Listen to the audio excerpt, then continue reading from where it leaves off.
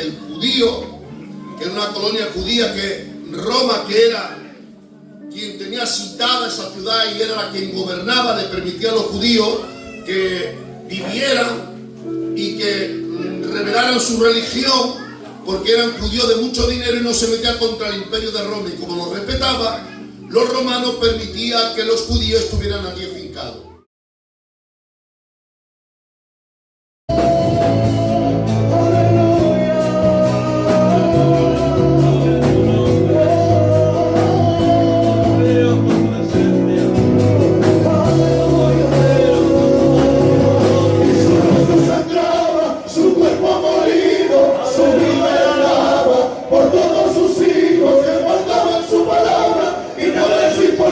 Porque el glorioso Cristo subió.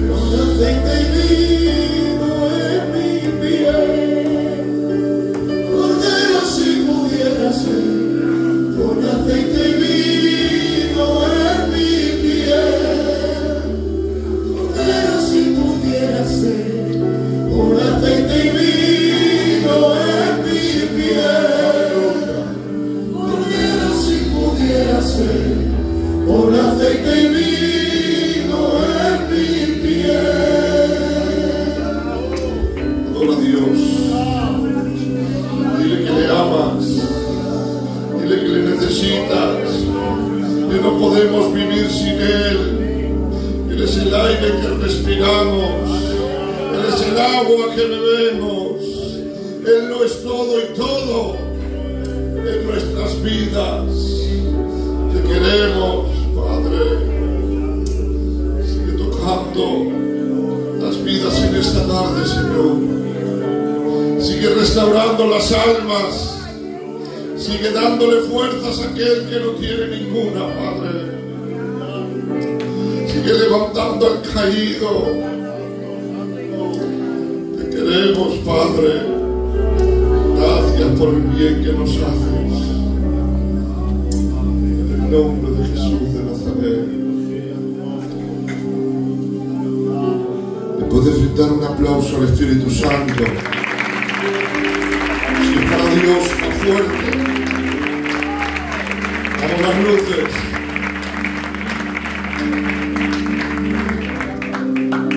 Gloria a Dios. Bendito sea el que vive. Yo no quería subir porque hace días prácticamente que estuve compartiendo culto y vigilia con ustedes. Pero no me puedo dejar de aquí sin decir que San Cosme es una iglesia donde está Dios. Es un arroyo de agua donde los sedientos vienen a calmar su sed. ¿Sabéis por qué están ustedes aquí? Porque aquí está el Rey. Hay quien busca al Rey en los templos de Jerusalén como los astrólogos. Van al palacio a ver al Rey y cuando pican aparece uno que tiene corona, pero no es el Rey. Pero en San Cosme, en medio del Prat del Llobregat, a las 7 de la tarde, se abren estas puertas, desciende el Rey de Reyes, y aquí decimos, ¡viva tu nombre! ¡Gloria al que vive! Que Dios os bendiga. He venido a escuchar al responsable, que es un privilegio que lo tengamos, a un hombre de la dirección en nuestra zona. Un hombre de Dios, su compañera, una mujer de Dios, y yo ya le dejo plaza a ellos, dándole un fuerte aplauso a Cristo, en el nombre del Señor.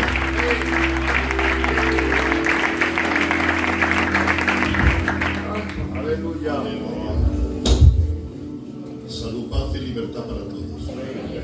Para mí es un honor estar aquí en esta tarde, disfrutando de este culto donde una cosa importante he visto en esta iglesia es que sabe llamar la atención de Dios. Dichosos los lugares que saben llamar la atención de Dios. Bueno, la verdad que me fuera gustado seguir la oración con la luz apagada, cantando estos niños que cantan como ángeles. Disculparos de niños, pero lo digo con cariño. Y la verdad que eso, me imagino que es una iglesia que tendrá 600, 700 años de madurez. Y bueno, la verdad que estoy contento. Es una visita no de compromiso, sino de compartir el culto.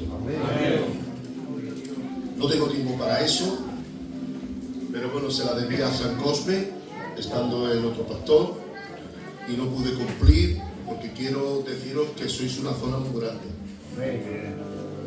Estoy a 30 y pico, 37 kilómetros creo de aquí, donde yo vivo, y he tardado 1 hora y media para venir. Esto es un escalestre. Yo soy pastor de ciudades grandes, pero es que está ganado a todas. Barcelona tiene poder. Y la verdad que, bueno, hoy no esperé mucho de mí, porque yo tengo poco que decir. Decía el hermano José, tío José, que yo lo bendiga, que es guapísimo. Y dirá, queremos, digo, sí, jamón negro. Yo ya no sé ni lo que es jamón negro, yo ya como mortadela. Pero bueno, este gitano me cae muy bien a mí. Me llamó echándome la bronquilla, que no lo llamo. Déjame que lo diga, ¿vale? Con su permiso. No me llama. Y es verdad que no me llama. Porque cuando una persona habla con verdad y con razón hay que darse. Muy bien. Es muy torpe de no dar la razón quien la tiene. Además es falta de humildad. Y luego también otra verdad es lo que decía, que no lo decía por qué, sino lo decía porque quería mi cariño. Me estaba asegurando cariño. Y bueno, pues verdad que no lo llamé, yo luego lo llamé, y ahora para la operación que tuvo con el hijo, que está por ahí sentado, me colé allí cerca del quirófano y lo vi allí que lo estaban ya preparando y le eché la bronca a él. Digo, no me llama. Muy bien. Yo dije, va, pero usted no me llama a mí. Y bueno, gracias a Dios ha salido todo bien, ¿no? Que José, que Dios bendiga a ti, José. Amén. Bueno, pues yo quisiera en esta tarde leer un texto que está en Corintios, pero antes de leerlo quisiera hacer un poquito hincapié, porque el texto que quiero leer está al final del capítulo 15 de Primera de Corintios. Es un texto de ánimo, es un versículo que está animando a la iglesia de Corintios, pero después de una historia, porque últimamente la capacidad de tu cristianismo depende de la capacidad de conocimiento y entrega que tenga la gracia. Si tu cristianismo, tu conocimiento de la gracia es pobre, tiene un evangelio pobre. Si el conocimiento que tienes del trabajo de Cristo con nosotros es simplemente quitarnos de los 4 vicios y llevarnos bien, es un evangelio pobre. El misterio de la obra de Cristo es, como ha dicho el hermano Orlando, es salvarnos y que nuestro nombre esté escrito en el libro de la vida. Ese es el palo fuerte del evangelio. Y en Corintios, en el capítulo 15, hay un problema en esta iglesia, y es que algunos creyentes dejaron de creer en la resurrección de los muertos, que es el plato fuerte del evangelio. Creemos en la eternidad. Y sabemos que en cualquier momento aparece el Hijo de Dios y nos lleva a la eternidad. Y lo estamos esperando. Le voy a decir un poquito lenguaje extremeño. Permítalo Dios que ocurra antes de acabar el culto. Que Dios me conceda el honor de irme con mis hermanos de aquí de esta iglesia. Algunos estarán diciendo que no venga ahora que yo me quedo. Pues prepárate, porque en cualquier momento aparece el Hijo de Dios. Y los muertos en Cristo resucitarán primero. Vaya, que no te lo crees, no, pues sí me ha ocurrido que no te lo creas. Los muertos en Cristo resucitarán primero. Y después los que hayamos quedado, dice la Biblia, en una prisión de ojos seremos transformados. Y en una nube de gloria nos iremos y estaremos para siempre con el Señor. Los que están de acuerdo digan aleluya. Ese es el plato fuerte. Eso ya, cuando lo recibimos en fe, nos descontamina de todo lo malo. Y todo lo malo que estemos haciendo dejamos de hacerlo. Y todo el desvío espiritual que hayamos tenido, lo eliminamos. Algunos se rebelan, un evangelio pobre, un evangelio se ha rebelado contra el sistema, y eso, hermanos, nos lleva a hacernos daño a nosotros mismos y a los que nos rodean. Amén. Mire, el cuerpo humano es un sistema. El cuerpo humano tiene dos líquidos que corren por todo el cuerpo, y uno de ellos es el sanguíneo.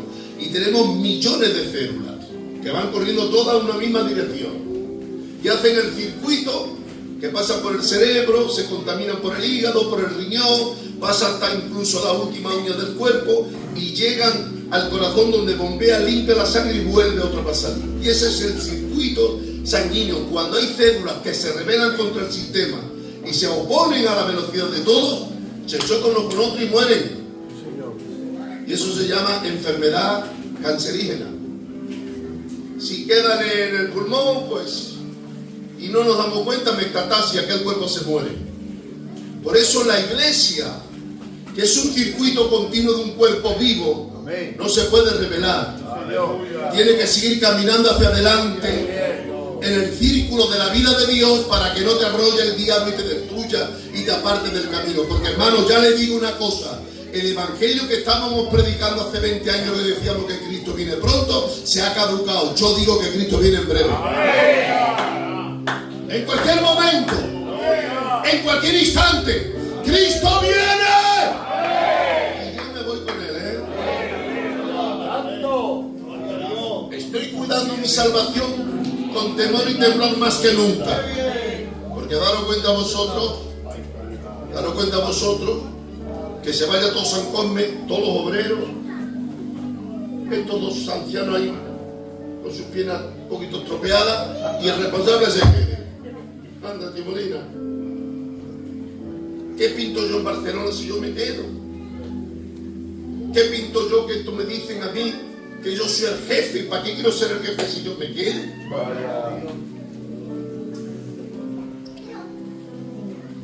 Cuida tu salvación con temor y temblor, porque el Señor viene. Algunos estarán diciendo, bueno, y el responsable que esperamos que nos predicara teología o la unión hipostática del cuerpo de Cristo, las dos naturalezas, no es lo que necesitamos. Necesitamos hacer un stop en nuestras vidas y analizar cuál es nuestra vida espiritual y ponernos a cuenta. Porque estamos metiendo dentro de las iglesias la política gitana, la cultura gitana.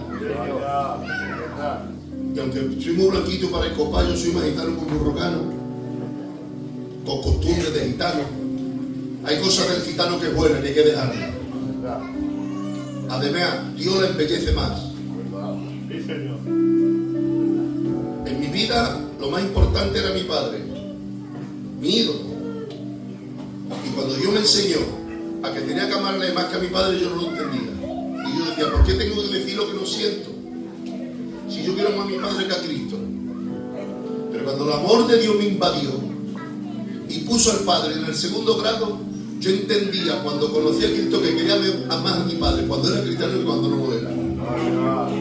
Porque el amor de Dios ordena las cosas y pone las cosas en su sitio.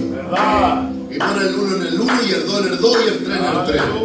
Pero ¿cuántos de nosotros queremos ser lo que Dios no quiere que seamos? Y queremos estar donde Dios no nos quiere. Y lo que traemos es confusión y vivimos confundidos y creamos un mal problema. Hermano, que Dios nos ha llamado a todos a ser el cuerpo de Cristo y disfruta donde Dios te ha puesto. Porque donde Dios te ha puesto, tú traes bendición para ti y para los demás en el nombre de Jesucristo. ¿Están entendiendo? Digan aleluya. La verdad que es una iglesia receptiva, Sabéis oír la palabra. Bueno, pues lo que estaba diciendo de la iglesia de Corintios, que había creyentes que dejaron de creer en la resurrección de los muertos, por lo menos corporalmente. El apóstol Pablo, en esa ciudad llamada Corintio, en el año aproximadamente 52 de la era cristiana, entró en esa ciudad, en Corintio. Esa ciudad era una ciudad grande, importante, muy importante. De tal forma que en aquel entonces, cuando Pablo entra en esa ciudad, era la ciudad protagonista de todos los pueblos de Asia Menor, porque se hizo como la capital del reino, donde había 700.000 habitantes y allí circulaba mucho el negocio. Y Pablo venía de Atenas, había pasado de la ciudad de Atenas, en la cual en Atenas pues intentó de abrir obra y no le recibieron la gracia. Y venía muy desanimado, sin ganas de predicar, y se pasó a Corintio. Allí conoció un matrimonio llamado Priscila y Aquila, y allí tuvo una relación de amistad, y por ahí empezó Pablo a predicar. Visitó la sinagoga, porque en la iglesia en la ciudad de Corintio había tres culturas muy importantes. Estaba claro el judío, que era una colonia judía, que Roma, que era quien tenía citada esa ciudad y era la quien gobernaba, le permitía a los judíos que vivieran y que revelaran su religión, porque eran judíos de mucho dinero y no se metían contra el imperio de Roma. Y como lo respetaba, los romanos permitían que los judíos estuvieran allí afincados. Luego estaban los griegos, porque es una ciudad griega, que tenían su cultura y sus costumbres, pero ¿Quién reinaba en aquella ciudad? Era el Imperio de Roma. Y Pablo empieza a visitar las sinagogas. Y en la sinagoga, pues empieza a predicar y las almas se empiezan a convertir. Y cuando pasa un tiempo, Pablo allí deja una iglesia importante. Fue a hacer su trabajo misionero, después de practicar allí la palabra y convertir tanto griegos como judíos y como gentiles, planta un pastor y se va a otro lugar.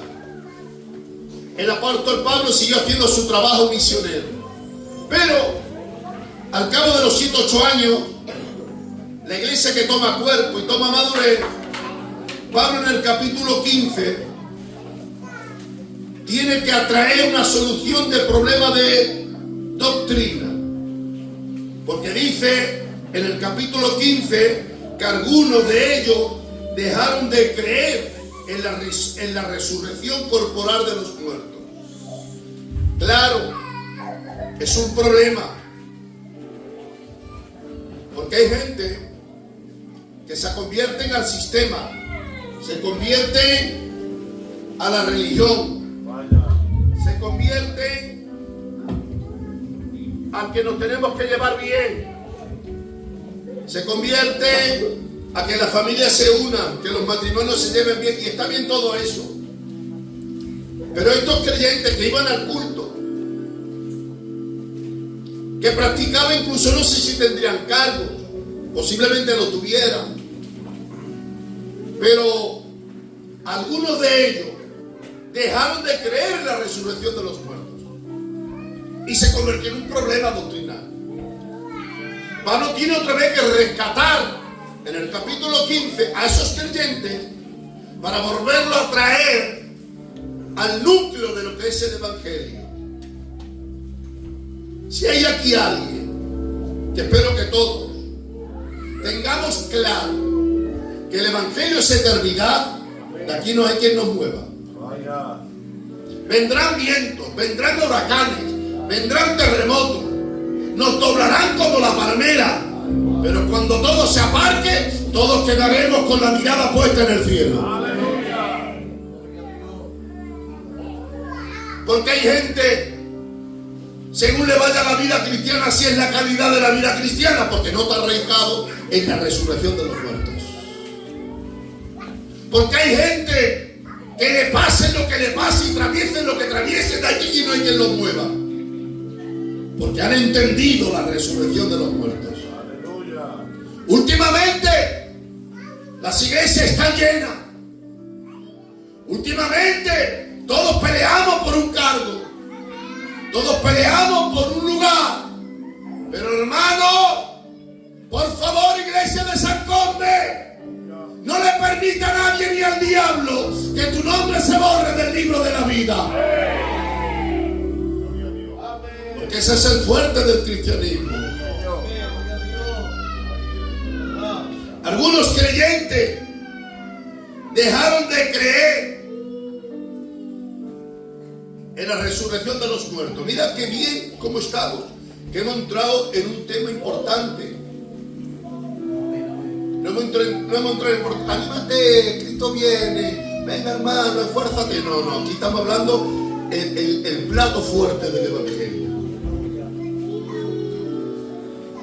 Mire, yo pasé un momento muy malo en mi vida. Quería morirme. No entendí lo que estaba viviendo. Incluso estaba medio ofendido por lo que estaba viviendo. Me guardé en mi casa.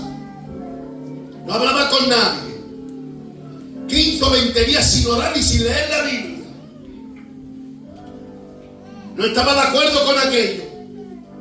Y no lo entendí. Pero al cabo de 25 o 30 días este versículo a mí me potenció. Y entonces entendí la palabra de locura que dice el apóstol Pablo. Para mí el morir es ganar. Eso lo entendemos todos, pero vivirlo no es lo mismo.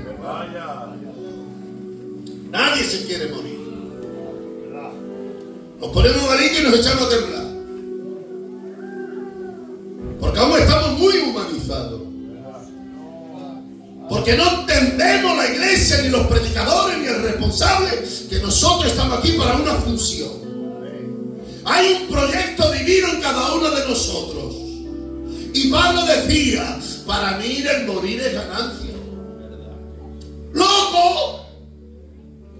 Y si quedo aquí, que sea para el beneficio de la obra. Daros cuenta qué grado espiritual tenía Pablo. Nosotros nos duele un diente y ya nos ponemos malos. Pero la iglesia de Dios tiene que entender que hay un programa divino, que hay un proyecto eterno, que los que mueren en nosotros cuando están con nosotros nos están esperando detrás de ese velo, pero que está en un estado de gloria. En cualquier momento las trompetas suenan y dice la Biblia, los muertos en Cristo resucitarán primero. Yo lo creo. Los que lo creen digan aleluya.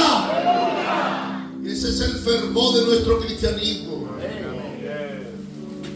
Hay muchos que cantamos muy bien, predicamos muy bien. ¿Me puedo quitar la chaqueta que tengo ahora? Yo normalmente no sudo.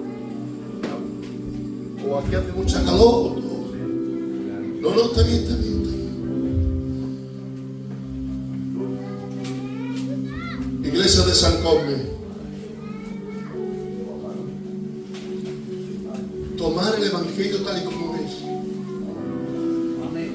Algunos creyentes, yo todavía no he leído el texto, cuando lo lea acabo. Algunos creyentes viven una vida muy insípida. Depende de la situación.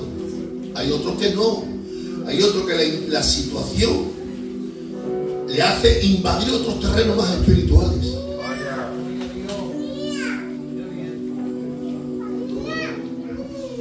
Alguno un problema lo deteriora, a otro el problema lo embellece. Y eso depende de los cimientos cristianos que tenga en tu vida. El apóstol Pablo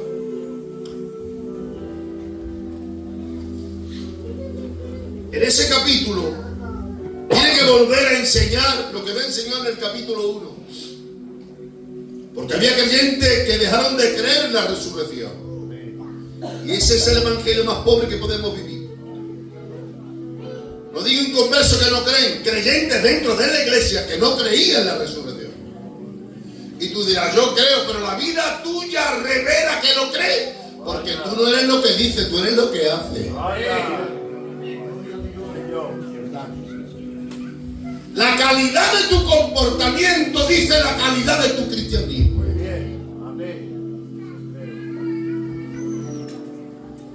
Y estos dejaron de creer en la resurrección de los muertos. Posiblemente, digo yo, una influencia griega que no creían en la resurrección. O posiblemente por algunos judíos que se llamaban los saduceos, que no creían ni en la resurrección ni en los ángeles. Y posiblemente allí fueron filtrados los creyentes. Hoy, más que nunca, la iglesia del Señor tiene que estar muy preparado. Porque ya te lo digo yo y te lo dice la Biblia y te lo dicen los predicadores, que estamos en los últimos tiempos. En cualquier momento, en cualquier instante, las trompetas suenan. Las trompetas suenan. Las trompetas suenan. ¡Prepárate, San Cosme! ¡Que nos vamos!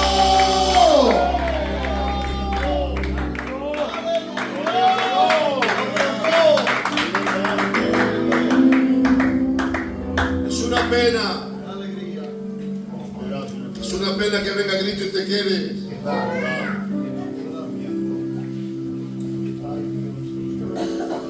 Hoy yo no conozco San Cosme, pero yo le estoy predicando a la iglesia verdadera de San Cosme.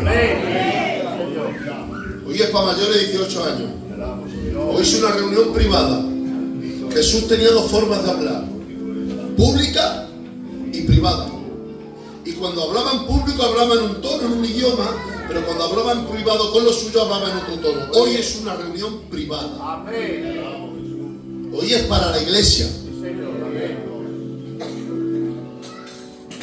Ya digo yo, y ya lo dice la Biblia, que la resurrección de los muertos, la doctrina esa la creían ya los judíos.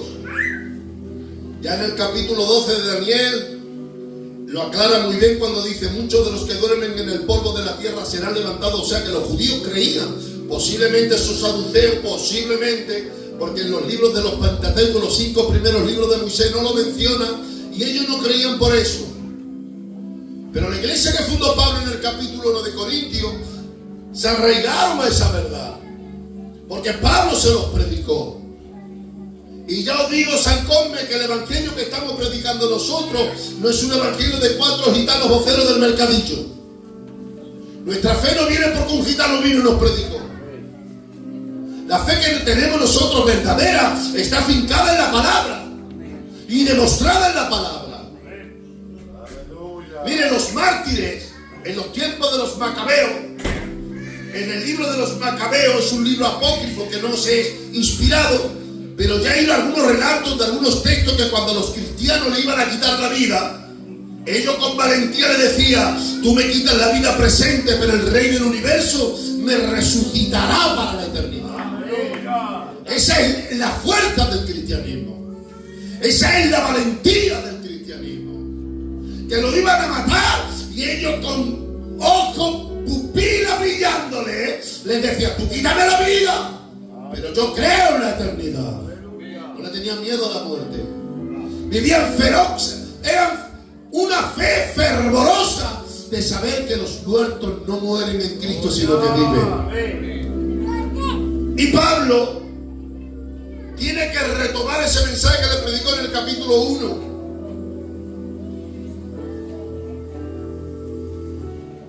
La certeza de la resurrección no está en las voces de los gitanitos. Esta obra no es gitana. Lo que estamos predicando no son inventados los gitanos. Esta obra es un plan de Dios. Aleluya. Esto viene del cielo. Aleluya. Y antes de la fundación del mundo ya preparó un plan para nosotros.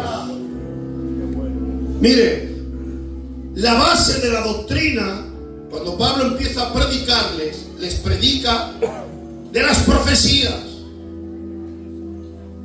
Cuando empieza a predicar a los corintios, les predica de las profecías. Les predicó la profecía del capítulo 53, verso 10. Y que dice: con todo eso Jehová quiso quebrantarlo, sujetándolo a padecimiento. Y cuando haya puesto su vida en expiación por el pecado, verá linaje y vivirá por largos días. Y la voluntad de Jehová en su mano será prosperada. O sea que estaba hablando de él. En el capítulo 6, verso 3 de Osea, dice: nos dará vida después de 2 días y al tercer día nos resucitará y viviremos delante de él.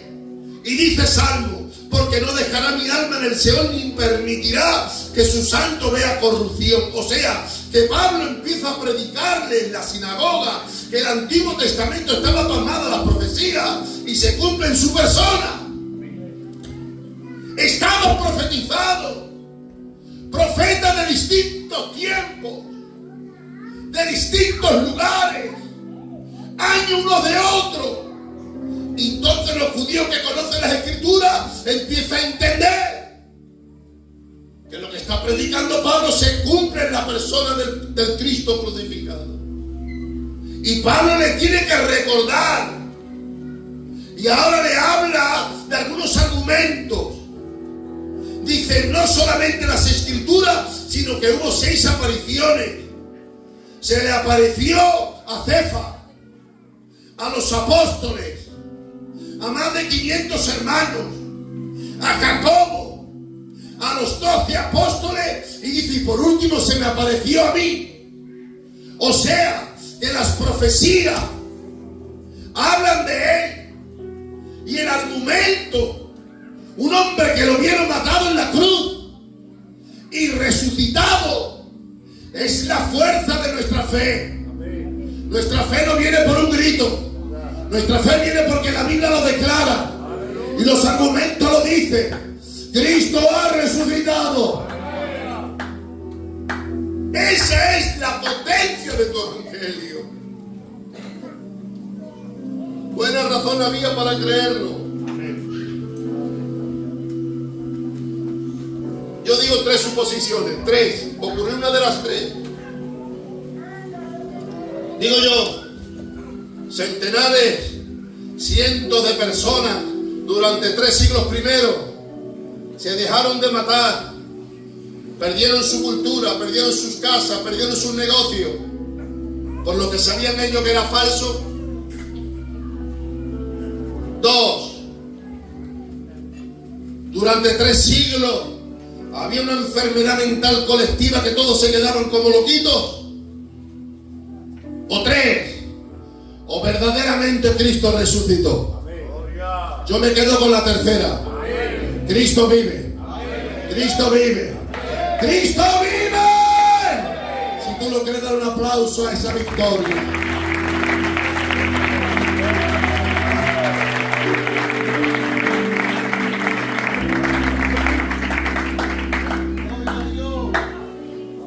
O sea, hermano, que hay firmeza en nuestra fe. Hay potencial bíblico y argumento. Por eso cientos de hombres, y yo no voy a hablar de nuestra misión, que nuestra misión ha sufrido mucho para llegar hasta aquí. Yo estoy hablando de los principios. Los apóstoles dieron sus vidas para predicar esta verdad que estamos escuchando nosotros hoy. El significado de la resurrección, porque hemos hablado de la certeza. Vamos a hablar un poquito del significado de la resurrección. Dice el verso 20. Estoy hablando del capítulo 15. Primicia de los que durmieron. Yo todavía no he leído el texto, ¿no? Oiga, no lo he leído, ¿no? Cuando lo lea acabo. Yo me quedo aquí un poquito y digo, bueno, ¿y cómo primicia de los que durmieron? Dice Pablo en el capítulo 15, como que fue el primero que resucita. Si hubo otros que resucitaron como él. Por ejemplo, la niña de Talita Takumi. O por ejemplo, Lázaro, su amigo. O por ejemplo, acordaros de aquella escena donde una viudita tenía a su hijo único y iba a enterrarlo. Y él para el féretro, para la procesión de llanto, le habla al joven y el joven resucita. ¿Cómo dice el apóstol Pablo que él es primicia? Claro, esto tiene una explicación. Porque la niña de Talita Takumi sí resucitó antes que él. Y se hizo moza, digo yo. Y se casó, digo yo. Y llevó a su abuela. Pero murió. Su amigo Lázaro, 4 días putrefacto, lo resucitó, lo desvendó, pero el amigo Lázaro volvió a morir. El niño joven que resucitó de aquella viuda posiblemente se casó y tuvo hijos y fue patriarca, pero murió. Pero él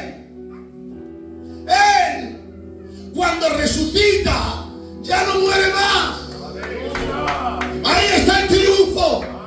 Cristo resucita y ya no muere más. Ha desafiado las leyes. Gloria a Dios. Por primera vez en la historia, un hombre sale de la muerte y se queda vivo para siempre. Ese es nuestro líder. Ese es nuestro jefe. Mira, hermano, muy rápido, que no hay prisa, ¿no? Hay 4 potenciales que mueven millones de masas, religiosos, líderes. Está el padre Abraham, el padre de la fe, válgame Dios, el que representa a los judíos. Está Buda, que es el representante de la religión Aros Krishna, que son los budistas. Están los musulmanes, que son millones de feligreses cumpliendo reglas y doctrinas, y su líder se llama Mahoma. Y está el nuestro, que es Cristo. Aleluya. Están los de la sabiduría griega, Confucio, Séneca, Platón. Pero acompáñenme y vamos a ver el resultado de ellos. Si nos vamos a la tumba de Abraham, está enterrado en Hebrón, donde están todos los patriarcas de Israel. Si nos vamos a la India, donde está la tumba de Buda, en una ciudad llamada Cachuchinga, en la India, que hace ofrendas florales, allí hay un epígrafe que dice: aquí descansan los restos de Buda. Si nos vamos a Arabia Saudí, en un pueblo que se llama Medina, allí está enterrado Mahoma. Cientos de miles de creyentes van a hacerle ofrendas florales y ayunan y oran 4 veces al día, mirando hacia la Meca. Cumplen las reglas del Corán. Y el epígrafe que dice: aquí descansan los restos de Mahoma. Si nos vamos a las tumbas de los griegos, de esos hombres llamados Confucio, Séneca, Platón, y la tumba dice: aquí descansan los restos de Séneca, de Buda, de Platón. Pero hermano, vamos a la tumba de Cristo. Hay una epígrafe que dice: aquí no está, ha resucitado. Cristo vive, Cristo vive, Cristo vive.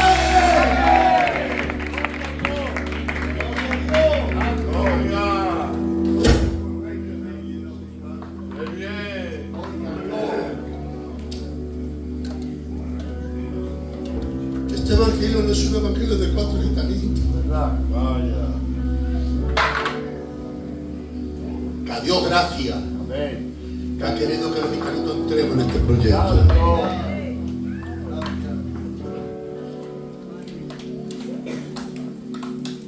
¿Se dan cuenta qué evangelio tan serio tenemos? Pero no me puedo quitar de esto. Espérate un mes, hermano. Hermano, es que no me hablo con aquel. Mi madre era Luisa. Tiene 95 años. Y mi tía Emilia, que está en el cielo, su hermanita, la más guapa de la casa, porque ellas eran todas mujeres muy guapas, se peleó de joven con su hermana por los hijos. Y mi madre cogió una pala y la otra cogió un pico, encima la mataron. Cortaron la relación para los restos de la vida. No hay pelea más mala que la de la sangre. Mi madre, ya verás, tiene 95 años y todavía te pega un palo. Pero vino el evangelio. Vino un gitanito bajito a mi casa y entró predicando la gracia.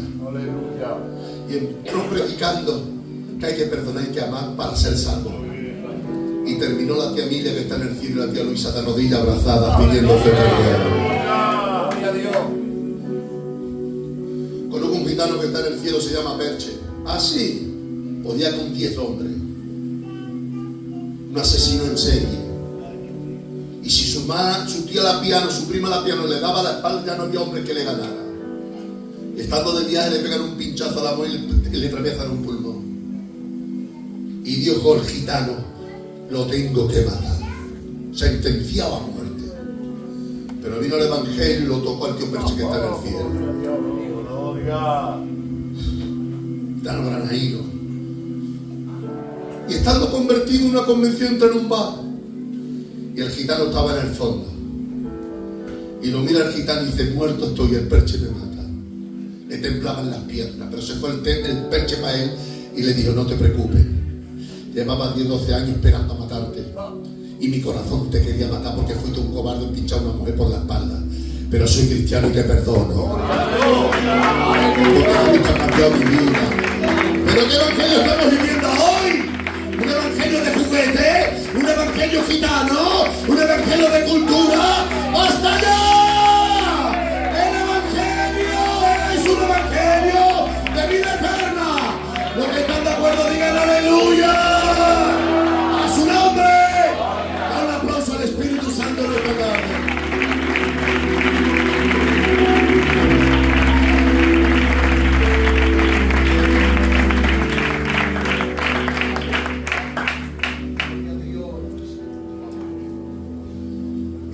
obra que ha hecho Él. Hay garantía del rescate. No existiría evidencia de rescate si Él no fuera dado la garantía. Mire, las palabras pesan según quien las diga. ¿Verdad? Por allí, por mi pueblo, el 90% son gitanos extremeños. Los gitanos extremeños hay que entenderlos, si no son muy raros. Ya te lo digo yo que soy extremeño. Un extremeño, si lo entiende no tiene problema, pero como no lo entienda, es un problema. No es que seamos malos ni buenos, somos así, de tierra secana. Y allí, donde yo vivo, hay gitanos que dicen, ¡lo mato! ¡Lo mato! Y mira a mí corriendo, Luis, me ha dicho fulano que me mata. ¿Quién? Fulano, acaso. Ese es un canto mañana. Bendito Dios. Esa ha matado a 20 y no ha hecho nada todavía. Sin embargo, hay otros que ha dicho, mañana te mato. Y ha venido a mí, Luis me ha dicho que mañana me mato. Yo digo, sal corriendo hoy. Porque como te va mañana te mata. Quiero decirte que las palabras pesan según quien las diga. Y aquí hay garantía de sus promesas. Él dijo, el que venció la muerte, el que resucitó, el que pagó tu deuda, dice él, si me fuere, os prepararé lugar y vendré otra vez y os tomaré a mí mismo, para que donde yo estoy, vosotros también estéis. ¿Lo ha dicho él? Y él pesa mucho. Él dice, Padre, aquellos que me has dado, quiero que donde yo esté, ellos estén conmigo. O sea, hermano, tranquilo, que hay una garantía de todo riesgo. Donde Él está, nosotros estaremos. ¡Aleluya! Y donde Él disfruta de la eternidad, nosotros también vamos a disfrutarla. Por lo tanto, iglesia de Santa Coloma, adelante, que queda poco. Adelante, que Cristo viene. Y Santa Coloma lo estamos esperando. ¿Cuántos le están esperando? Digan aleluya. Gloria a Dios. Tanto. Gloria a Dios.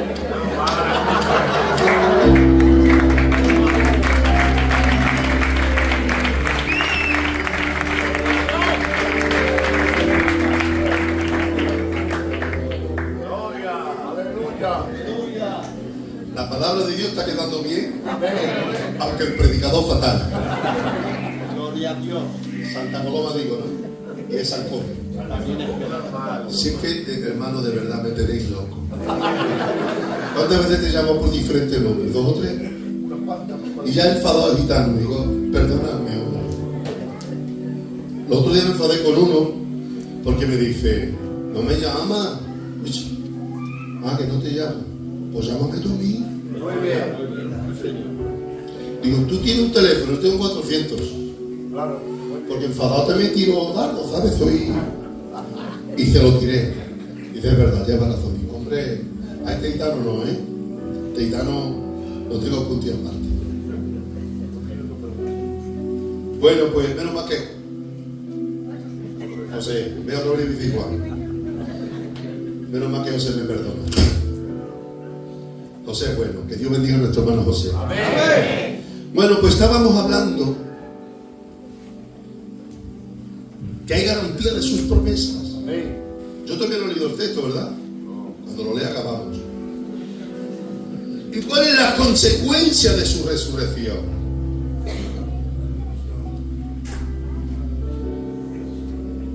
Dice el texto 22, todos en Cristo serán vivificados. O sea, que si Él, que venza la muerte y ya no muere más, nos da la promesa de que estaremos con Él, tendremos que tener ese evangelio sólido y fundamentado. No lo fundamente en las ganas que tengas de ser cristiano, no lo fundamente en la oración que haces, no lo fundamente en las ganas que tienes de leer la Biblia, que todo eso viene secundariamente. Tú ten tu fundamento cristiano en lo que estamos predicando hoy. Y de aquí, si lo tienes arraigado en tus entrañas, no va a haber nadie que te mueva. Él dice, el que cree en mí aunque esté muerto vivirá. Pero mira, hermano, entrando un poquito, mira, aquí tenéis como símbolo esta corona,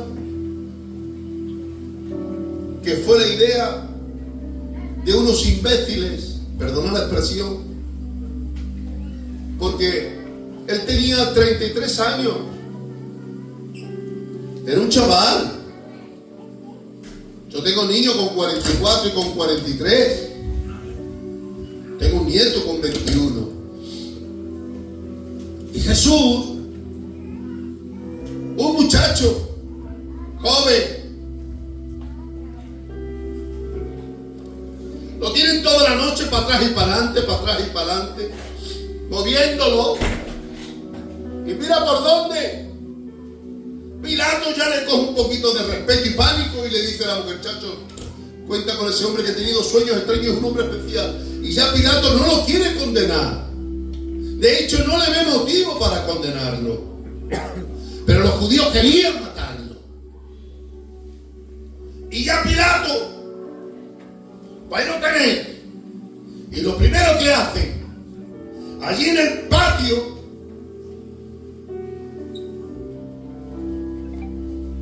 le dan el castigo de los latigazos.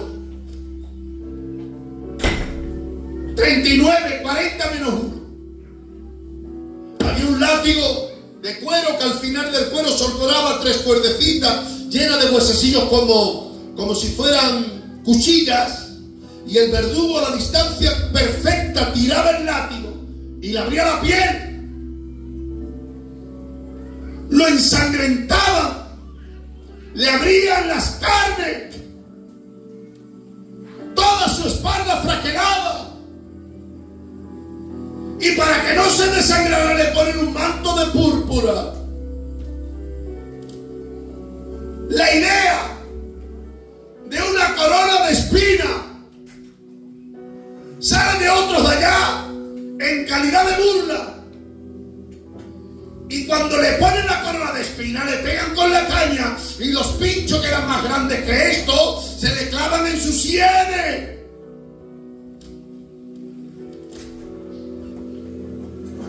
Esta corona que parece de burla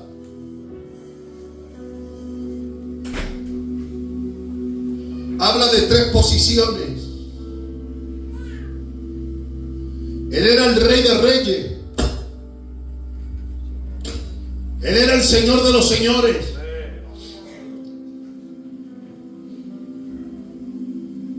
Él había triunfado en el Getsemaní, no moviendo la voluntad de morir. Allí estaban los demonios intentando cambiar la voluntad de él. Pero en aquella oración dijo: Padre, no se haga mi voluntad sino la tuya. Y ya llegaba el acercamiento a recibir a su esposa. Y esta corona tiene 3 símbolos. Símbolo de realeza, símbolo de victoria y símbolo de amor. Se le ponía a la victoria unas coronas de laureles. Y la corona de amor, la madre, cuando el hijo se iba a desposar, le hacía una corona de azucenas blancas y se la ponía al hijo en la cabeza y le decía con esa corona: mi amor, dejo de amarte para que entre y ame a tu esposa. Y era una corona de amor. Y Cristo no se le puso la corona de laurel, ni se le puso la corona de victoria, ni la corona de rey, ni la corona de amor. Pero esta corona decía: victoria, victoria y corona de amor. Gracias al amor que le tenía la iglesia de Santa Coloma, San Cosme. ¡Viva San Cosme!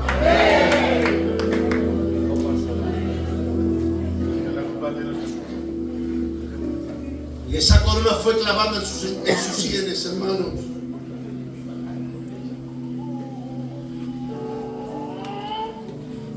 Le ponen un madero de 50 kilos. Yo voy a llegar ya al texto ya. No podía con él. Dice la Biblia: es inatractivo. Dice Isaías. Tenía 30 y le echaban como 50. Sus pómulos abiertos. ¡Ay, si yo estoy allí! Un imbécil le suelta un bofetón y le abre el pómulo. Otro estúpido le pega un bofetón y le revienta los labios. Ay, si yo estoy allí, hermano, le trae un chordeo.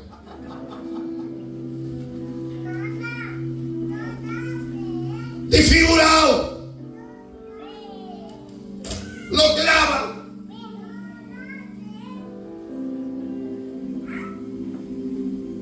Había allí cientos de cruces. Allí estaba el delincuente, el ratero, el terrorista, el asesino, y entre ellos él. Duraban como de 24 a 48 horas los sentenciados. Él solo duró 6 horas. Estaba reventado. Ya no podía más.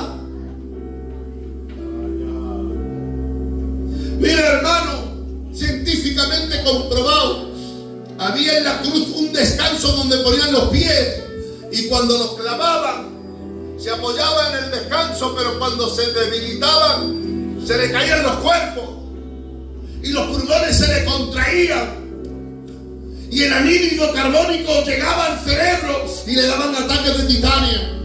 Yo no sé si sabe lo que es un ataque de titanio, yo sí lo sé, que he estado llevando centros de rehabilitación, pero el ataque de titanio es un calambre que le entra en todo su cuerpo, sale espumarajo por la boca y los ojos se le vuelven. Y los delincuentes, cuando volvían en sí, echaban maldiciones, injuriaban a Roma. Pero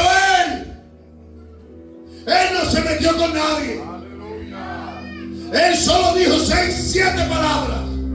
Y si no había la Biblia, con esas 7 palabras era suficiente para el mensaje de redención. Pero déjame que os diga, ¿cómo se llama? San Cosme. Dejadme que os diga, San Cosme, que cuando él se debilitaba, le entraba el ataque de titanio.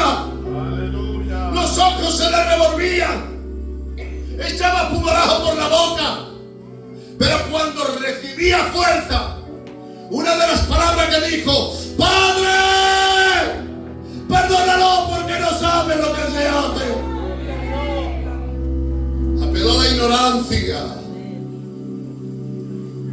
Había motivos para echar maldiciones. Había motivo y tenía fuerza para castigar a la gente. Pero él, sin embargo, los perdonaba. ¡Aleluya! Y nosotros que poco sabemos practicar el perdón, hermano. Aprendamos del maestro. Dile al que tiene a tu lado, aprendamos del maestro.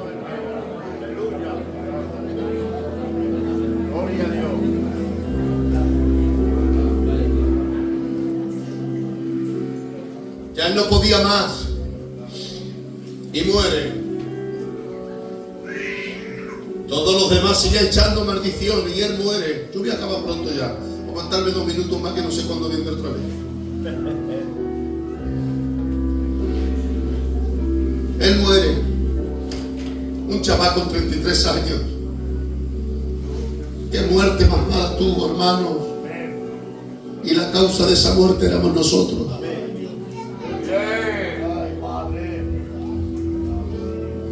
Viene la fiesta de la Pascua, para no entrar en muchos detalles, y los mandatarios dicen: partan piernas para que ya no se puedan apoyar más, los cuerpos caen entre los ataques de titanio y terminan con un infarto pulmonar, corazón, le parte el corazón y se muere.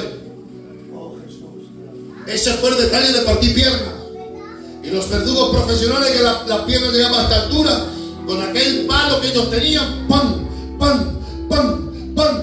¡pam! Partiendo pierna, y conforme partía pierna los cuerpos se caían y entraban en el ataque de titanio y empezaban a morir, porque había que quitar los cuerpos de la cruz, porque venían las fiestas de la Pascua. Y partieron partiendo piernas, ¡pam! ¡pam!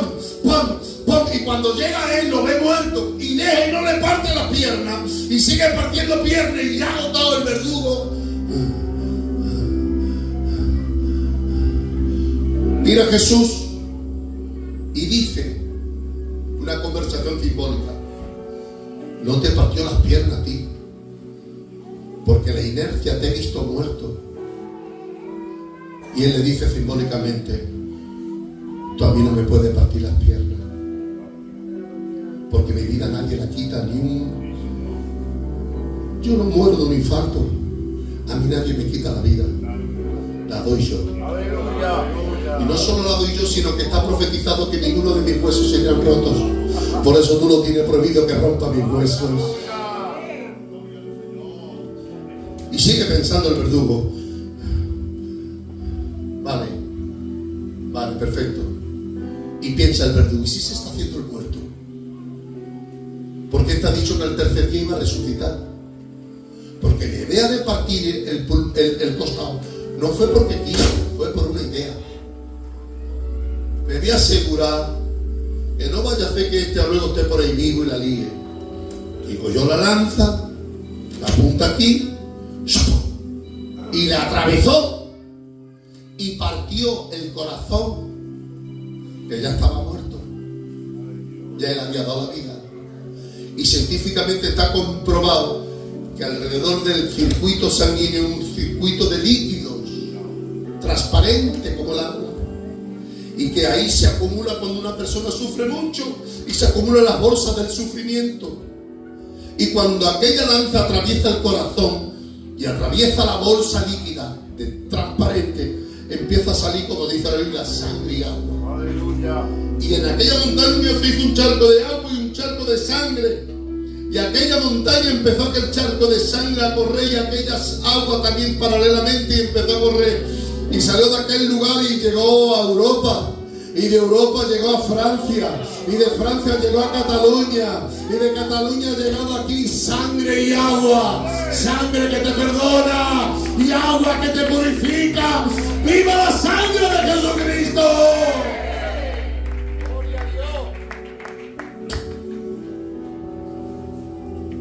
Este es el plato fuerte del Evangelio.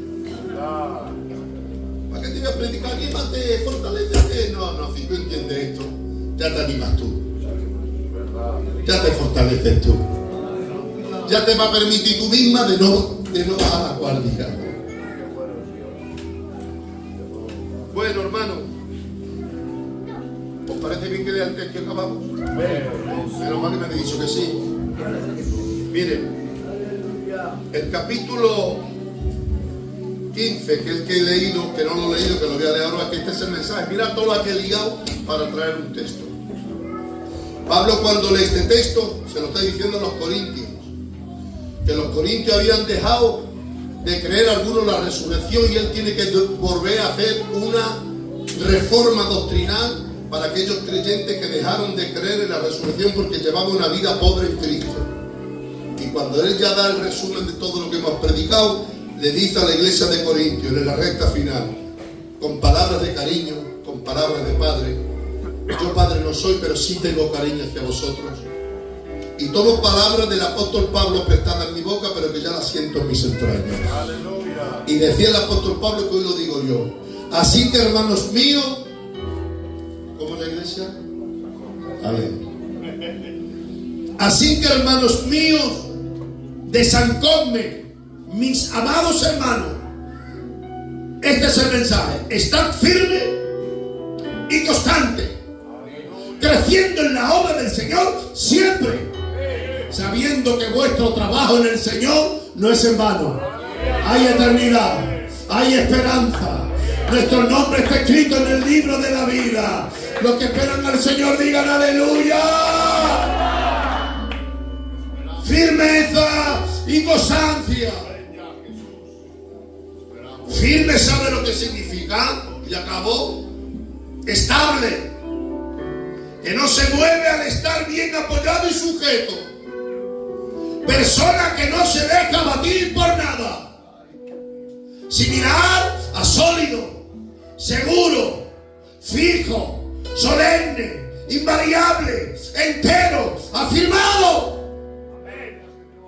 y constante. No se puede estar firme si no se es constante. Aleluya. No se puede estar constante si no se está firme. Va paralelo.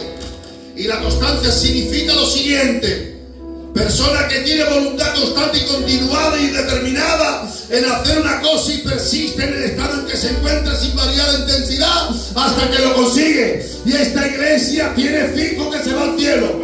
Esta iglesia se viene conmigo al cielo. Los que están de acuerdo digan aleluya. Un aplauso al Espíritu Santo.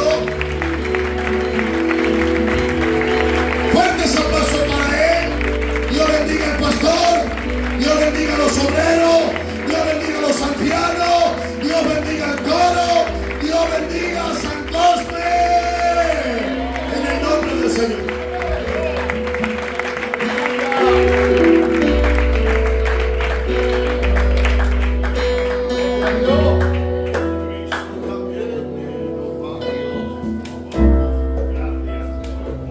Dale gracias al Señor. Un minuto, por favor, por esta palabra, por el responsable, por todo lo recibido en esta tarde. El Señor nos ha hablado de una forma muy directa, hermanos. Una palabra con tesón, sabiendo que de la resurrección nuestra vida se goza y es lo que espera, que venga Cristo a por su iglesia. Dale gracias, por favor.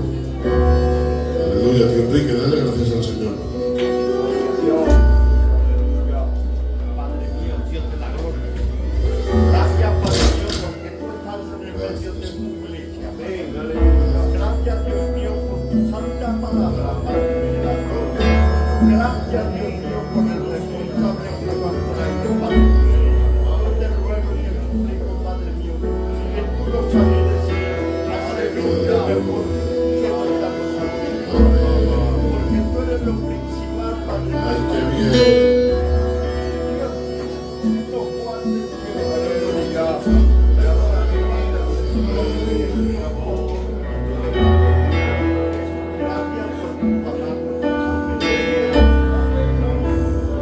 Apláudele al Señor, por favor, con alegría. Aleluya. El Espíritu Santo está aquí, obrando en nuestra vida, en nuestros corazones. Aleluya. Es Él el que levanta la iglesia. Es Él el que restaura nuestra vida. Es Él que cuando estábamos muertos en nuestros delitos y pecados nos dio vida. Ay, qué bien. A Dios le damos gracias, hermanos, por este culto, por el responsable junto con su compañera que han estado con nosotros. Que el Señor les bendiga mucho. Aleluya. Y que lo siga usando de esta forma en esta preciosa zona que es Cataluña, donde tiene mucho trabajo, hermanos. Orar por Él en nuestras casas para que Dios nos capacite como lo está haciendo y siga bendiciendo la zona por medio de su ministerio. En el nombre poderoso de Jesús.